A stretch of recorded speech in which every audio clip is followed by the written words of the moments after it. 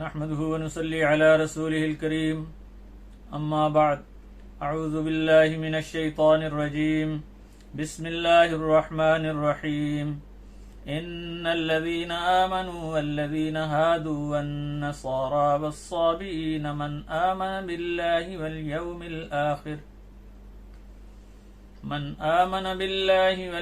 الآخر وعمل صالحا فلهم أجرهم عند ربهم ولا خوف عليهم ولا هم يحزنون صدق اللہ العظیم۔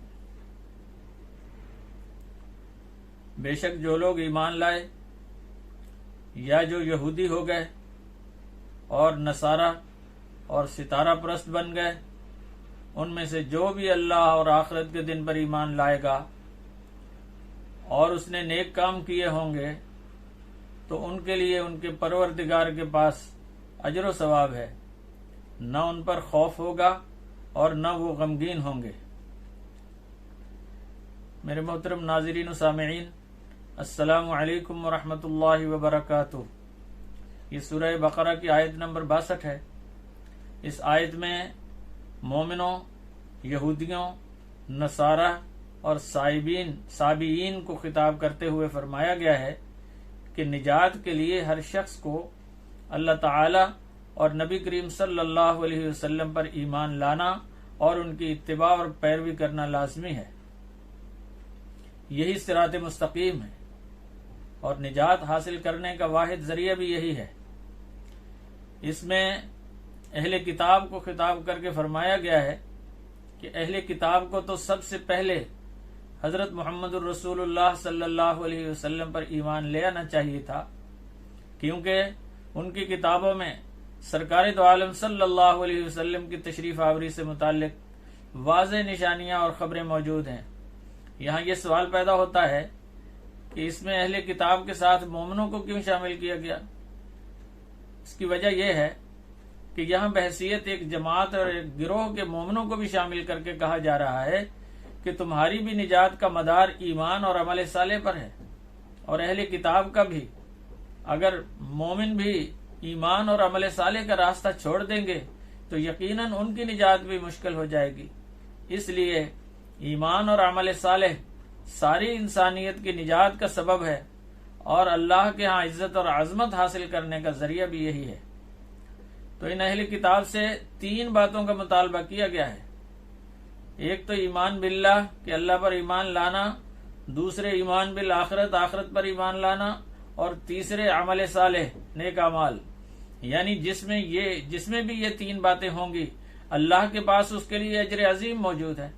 جب بات ایمان کی آتی ہے تو اس کا مطلب یہ ہے کہ اللہ پر، اس کے تمام رسولوں پر، کتابوں پر، فرشتوں پر، اور خاص طور پر نبی کریم صلی اللہ علیہ وسلم اور ان کی ختم نبوت پر ایمان لانا، اور آخرت کی زندگی پر یہ یقین رکھنا کہ وہاں ہمیں ایک ایک لمحے کا حساب دینا ہوگا۔ تیسری بات عمل صالح ہے۔ اس کا مطلب یہ ہے کہ عمل صالح وہی ہے جس کو اللہ اور اس کے رسول صلی اللہ علیہ وسلم نے ساری دنیا کے سامنے پیش کیا ہے۔ اگر کسی کا ایمان اس پر ہوگا تو یقیناً اس کی طرف سے انعام اور اکرام اور آخرت کی ابدی راحتوں کا وہ مستحق بنے گا۔ اس میں اہل ایمان کو اس لیے شامل کیا گیا تاکہ یہ بات بتا دی جائے کہ اللہ کے نزدیک یہ اصول متعین ہے کہ کوئی اپنا یا غیر جو بھی ایمان اور عمل صالح کی زندگی اختیار کرے گا وہ اللہ کے کرم کا مستحق ہوگا۔ آگے ارشاد فرمایا، وَإِذَا أَخَذْنَا مِيثَاقَكُمْ وَرَفَعْنَا فَوْقَكُمُ الطُّورَ خُذُوا مَا آتَيْنَاكُمْ بِقُوَّةٍ وَاذْكُرُوا مَا فِيهِ لَعَلَّكُمْ تَتَّقُونَ ثُمَّ تَوَلَّيْتُمْ مِنْ بَعْدِ ذَلِكَ فَلَوْلَا فَضْلُ اللَّهِ عَلَيْكُمْ وَرَحْمَتُهُ لَكُنْتُمْ مِنَ الْخَاسِرِينَ۔ یہ سورہ بقرہ کی آیت نمبر 63 اور 64 ہے۔ اس میں ارشاد ربانی ہے، اور یاد کرو جب ہم نے طور کو تمہارے سروں کے اوپر معلق کر کے تم سے پکا وعدہ لیا تھا اور کہا تھا کہ جو کتاب ہم نے تمہیں دی ہے اسے مضبوطی کے ساتھ تھام لو، اور جو کچھ اس میں احکامات ہیں ان کو یاد رکھو تاکہ تم تقوی حاصل کر سکو۔ پھر تم نے اس اقرار سے منہ موڑ لیا۔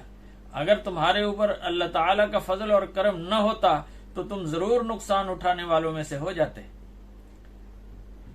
تو میرے محترم سامعین و ناظرین، ان آیتوں میں بنی اسرائیل کی وعدہ خلافی اور عہد شکنی کا ایک اور واقعہ بیان کیا جا رہا ہے کہ جب موسیٰ علیہ السلام اور ان کی ہدایت کے لیے توریت کا نسخہ لے کر وہ آئے کوہ طور پہاڑ سے، تو وہ قوم جو اس سے پہلے ایک کتاب اور شریعت کا مطالبہ کرتی رہی تھی اور چاہتی تھی کہ ہمیں کتاب اور شریعت ملے، تو اس نے اس پر عمل کرنے سے صاف انکار کر دیا۔ کہنے لگے اے موسیٰ، اتنے سخت احکامات پر ہم عمل نہیں کر سکتے۔ اس پر اللہ تعالیٰ نے ان کے سروں پر طور پہاڑ کا ایک حصہ لٹکانے کے لیے فرشتوں کو حکم دیا اور کوہ طور ان پر اس طرح مسلط کر دیا جیسے ابھی ان کے سروں کے اوپر گر پڑے گا۔ یہ اس لیے تھا کہ وہ توریت کے احکامات پر عمل کریں۔ یہ جبر اور زبردستی نہیں ہے، کیونکہ یہ ایمان لانے کے لیے زبردستی نہیں کی جا رہی، بلکہ ایمان لانے کے بعد عمل نہ کرنے پر سختی کی جا رہی ہے کہ وہ توریت پر عمل کرتے ہیں یا نہیں۔ اس پر وہ یہودی سجدے میں اس طرح گر پڑے کہ بائیں رخسار پر سجدہ کر رہے تھے اور داہنی آنکھ سے طور پہاڑ کو دیکھ رہے تھے کہ کہیں وہ سجدے میں جائیں اور پہاڑ ان پر نہ گر پڑے۔ زبان سے توبہ بھی کر رہے تھے۔ کہا جاتا ہے کہ آج بھی یہودی چہرے کے بائیں حصے پر سجدہ کرتے ہیں، پیشانی اللہ کے سامنے نہیں جھکاتے۔